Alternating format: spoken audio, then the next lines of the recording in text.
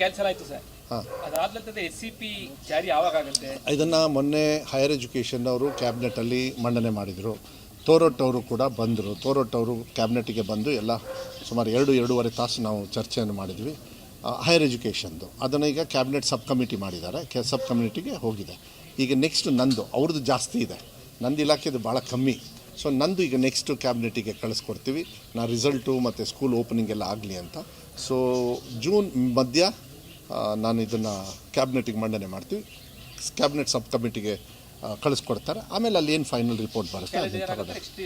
ಇಲ್ಲ, ಇದೇನು ಗೊತ್ತಾ, ಇದು ಆನ್ ಗೋಯಿಂಗ್ ಪ್ರೋಸೆಸ್ ಅನಿಸುತ್ತೆ. ಬಿಕಾಸ್ ಅವ್ರಿಗೆ ನೋಡಿ, ಅವರು ಒಂದೇ ಸತಿಗೆ ಏನೋ ನೀತಿ ಬದಲಾವಣೆ ಮಾಡಿಬಿಟ್ರು, ನಿಮಗೆ ಗೊತ್ತಿದೆ.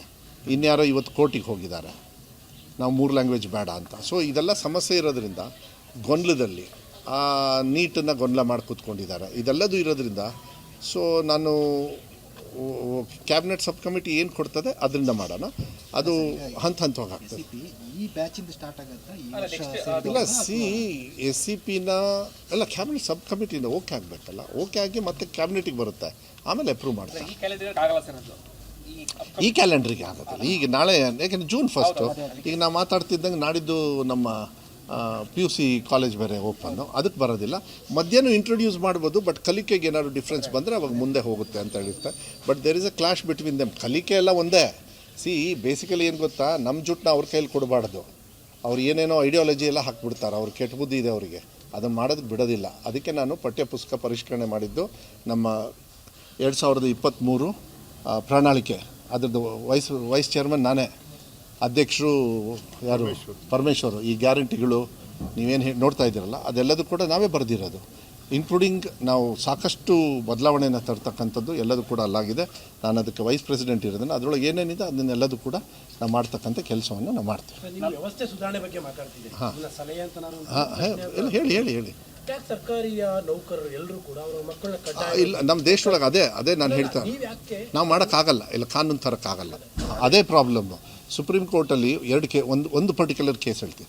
ದ ಮೀಡಿಯಮ್ ಆಫ್ ಈ ಎಜುಕೇಷನ್ ಆ್ಯಕ್ಟ್ ಇದೆಯಲ್ಲ, the right belongs to the parents and the child.